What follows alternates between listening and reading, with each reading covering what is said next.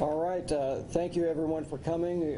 We wanted to provide a briefing for the officer-involved shooting that took place last night in the city of Dayton. My name is Lieutenant Colonel Matt Carper, Deputy Director, Assistant Chief of Police. The incident last night took place at 1727 Rangeley Avenue. The slide that you're viewing right now just gives you a little perspective on where that took place.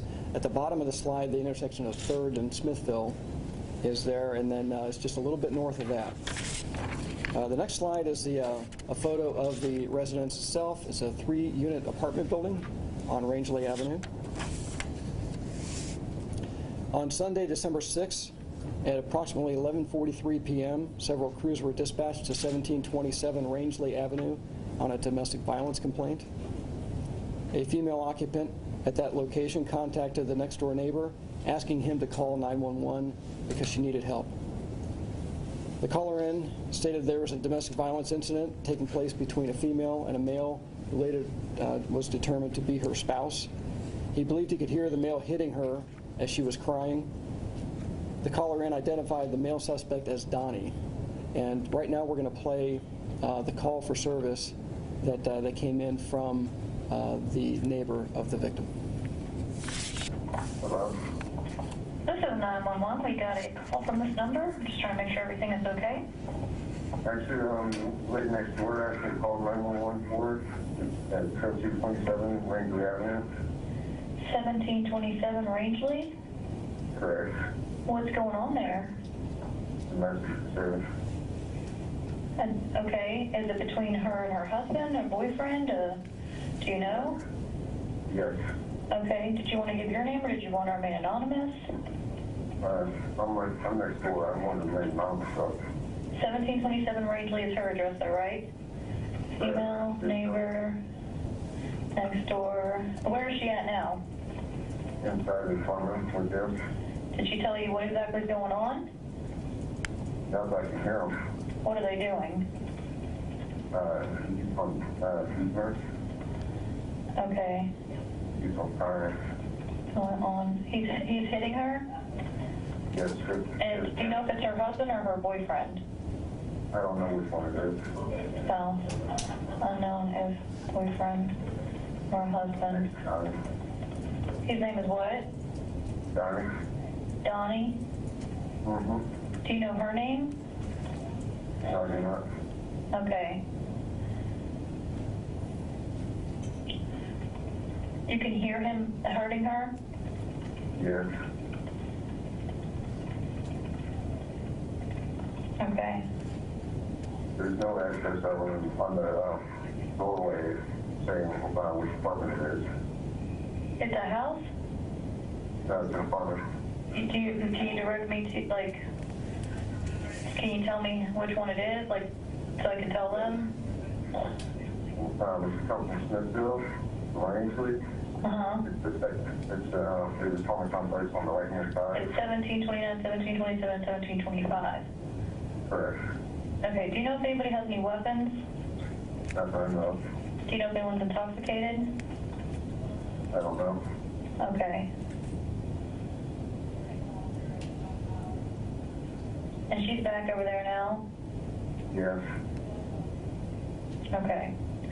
All right, well, we'll get somebody on the way out there, okay? If anything changes, you hear anything else, just call us back, okay? All right, thanks. You're welcome. The 2 officers and a supervisor arrived on scene at 1727 Rangeley Avenue at about 11:46 p.m. and they observed blood on the front exterior doorknob. The officers knocked on the door and identified themselves as Dayton Police officers. The officers could hear a voice coming from inside the apartment. They knocked again, at which time they heard a male voice asking who was at the door. The officers again replied, Dayton Police, and then they heard a female scream for help. At 11:48 p.m., fearing that the female was being physically harmed and possibly held hostage, officers began to force entry into the apartment. As officers forced open the door, they were met by the suspect, later identified as Donald Saunders, who was attempting to keep the door closed with his body. The officers and supervisor were able to make entry into the apartment and observe Saunders inside the living room with a semi-automatic pistol in his hand. Officers could hear a female's voice coming from the back of the apartment stating, "He has a gun and he's threatening to shoot me." Saunders raised his weapon and pressed it directly into the chest of the police supervisor. The supervisor batted the weapon away and physically engaged Saunders. Saunders was able to maintain control of the weapon and again pointed it at the officers. The officers, fearing for their lives and for the female victim inside, engaged the suspect with gunfire. The officers fired several rounds, striking Saunders. 9 spent casings from the officers' weapons were recovered at the scene. The officers immediately rendered first aid to Saunders by applying tourniquets to his body and tending to his gunshot wounds. The officers located a female victim in the back bedroom where she had taken shelter with her 2 young children. The female victim and her children were kept in the back bedroom while first aid was being performed on Saunders. Saunders was removed to an area hospital by Dayton Fire Department medics, where he's currently listed in critical condition. The next slide is a timeline of the events, which I will not go through, but you can take that for your records. And then we're also going to listen to the radio traffic. The radio traffic that you're going to hear is the actual radio traffic, but it's compressed in time to eliminate the gaps in between entries. So it's about a 1-minute audio file. For domestic violence, 1727 range. 113. 143. 147 dispatch. Can you contact the caller and find out where they're at right now? 140 reports an entry in prescription. 170 to the car. Here's 690 Speakers on range lane 2348. 148 southwire. Speakers are now 1727 range lane 499 2348. Down. 140. Have medic come on the scene. Need medics for a shot, right? Yes, we need medics. You still need to die, No, we just increase. And screw on C grab medics first aid kit. 14 clear. Dispatch, what's the actual address? 1727 range lane. Hey, when you guys take the cruiser 1 street over, block that next intersection. Throw some tape up. Hey, crews, make sure that medics can fill in or... Here, open up the Smithville and Rangeley area. Make sure that medics can get through here. Medics pulling in right now. The next image is of the front door of the apartment, and then followed by a closer photograph of the front door knob with the showing the damage that took place because of the forced entry. But in addition to that, the blood on the front doorknob that the officers saw when they first arrived. The next photo is of the suspect's firearm. It's a 9mm firearm that was found on the living room floor with 1 live round in the chamber. The magazine was found on the floor in the same room containing 3 rounds. In addition to that, 3 loose 9mm rounds were located on the floor in the same room. In a separate room, in the bedroom, a suspect had a bag that contained 7 live rounds within that bag. This is a photo of Donald Edwin Saunders with his date of birth, 3/17/1983, and a few documented encounters with the Dayton Police Department prior to this incident. In 2017, he was a suspect in a felonious assault and domestic violence where he had cut himself prior to the officer's arrival. In 2020, just this past October in 2020, he was pink-slipped mental health emergency admission to Grandview Hospital by Crisis Care. Also to be noted, Saunders is a registered sex offender stemming from the rape of a minor under the age of 14 from 2002. And he currently has an active domestic violence warrant from Toledo. This slide shows a more extensive criminal history of violent encounters with the suspect. Saunders is currently on parole for kidnapping. He pleaded guilty to kidnapping and was sentenced to 3 years of incarceration and released in September of 2020. the lines outlined in red are associated with that incident, and the other highlighted entries are noted felonies or crimes of violence. Next slide contains the names of the officers involved. And the final slide, charges and follow-up. Homicide detectives will be meeting with the Montgomery County Prosecutor's Office for the consideration of charges. The Dayton Police Department is coordinating with the Toledo Police Department for potential additional charges stemming from their jurisdiction. As Saunders is legally prohibited from possessing a weapon due to his violent criminal history, an investigation is taking place on how he obtained the firearm that he had last night. Saunders is currently being treated at an area hospital where he remains in critical condition. The Professional Standards Bureau is conducting an independent administrative investigation. And I'll just add that as I stated last night, the victim is very fortunate that the officers responded as quickly as they did and took the action that they took to protect her from harm. And I believe the officers are also very fortunate under the circumstances that they were not hurt, considering they took action to put themselves in harm's way to protect this victim from violence. With that, I'd be happy to answer questions, keeping in mind that it's still early in the investigation. Deputy Chief, you said that you recovered 9 shots, I think, believe were fired by Dayton police officers. You know how many times Mr. Saunders was hit? He was hit at least 4 times. And did all 3, you said there were two officers and a supervisor there, did all 3 of them fire shots? All 3 fired, and collectively we recovered 9 spent casings from those 3 firearms. Any history being called to that apartment complex or apartment for domestic violence in the past? We are looking into that. It's our understanding they have not, he has not, or they have not lived there for an extended period of time. So, but we are looking into the possibility of previous calls there. This time of the investigation, Chief Carper, what do you understand about your officers' actions justified at this time? Are you content with how they handled this call?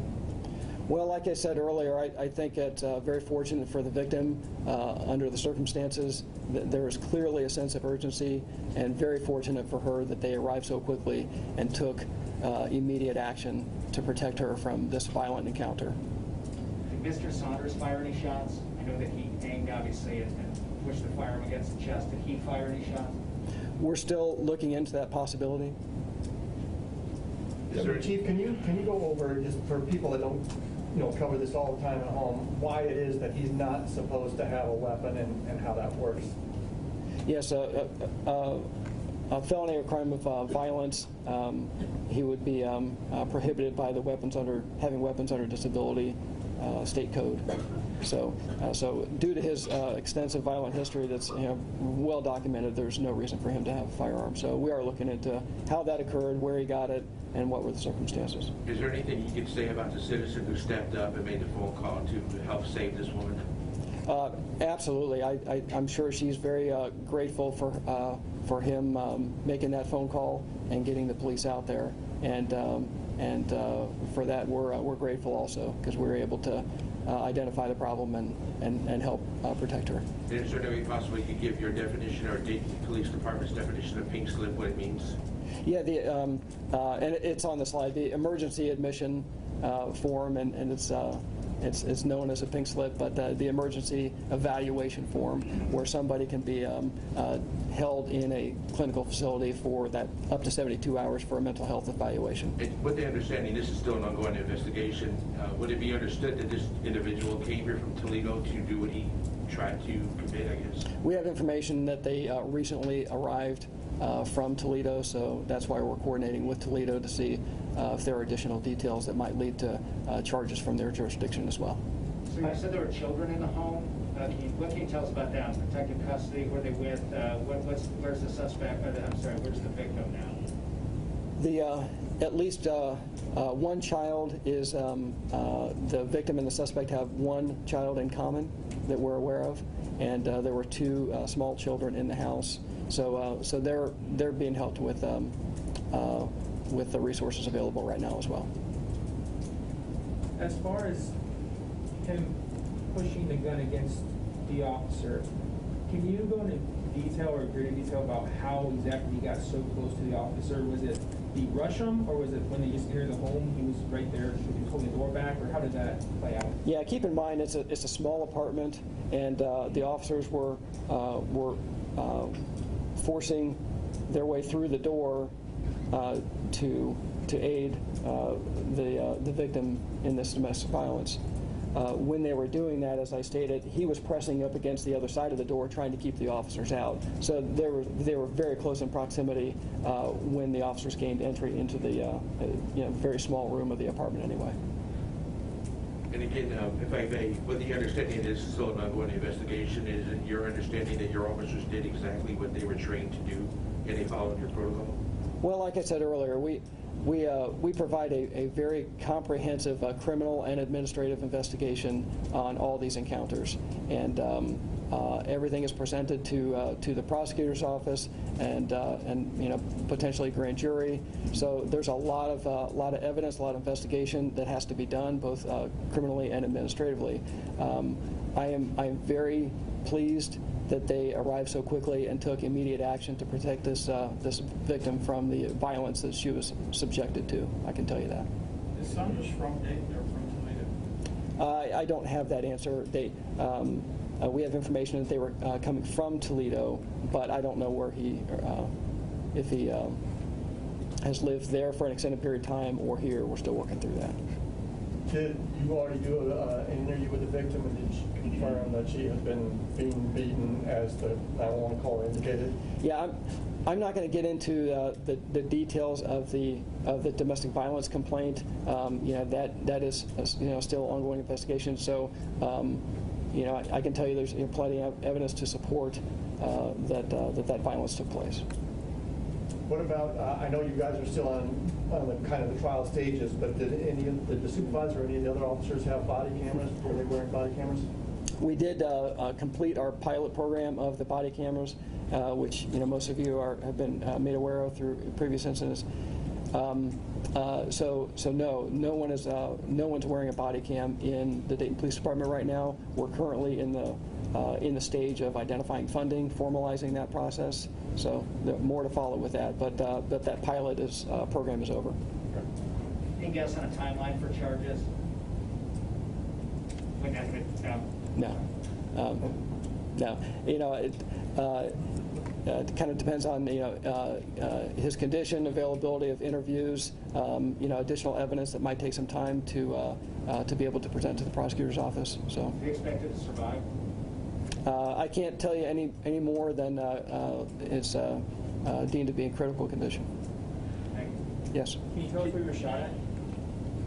I'm not going to get into that level of detail. I can tell you he was shot at least 4 times. And then you may have already mentioned this, I apologize, but the officers, are they on paid leave now? Is that the protocol? Yeah, that's a standard in any incident like this, officer-involved shooting. Gives us time to work through preliminary investigation. Gives them time to decompress, and we want to provide as many resources as we can to our officers to make sure that they get through encounters like this and go on to have long and productive careers. So it can be a pretty taxing job to be a police officer, especially in this current climate. So they work hard, they care about the community they serve, and we want to make sure that they're provided those kinds of resources. Yeah. Did you already, I know a lot of times in these kind of incidents, did you already meet with some community leaders to inform them of what had happened as well? Yes. You did already do that? Yes. And that group you usually meet with, can you talk a little bit about that group? Community Police Council, we did provide information to the Community Police Council and also police and clergy together, those two groups.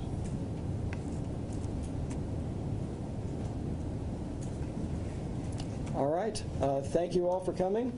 We appreciate it.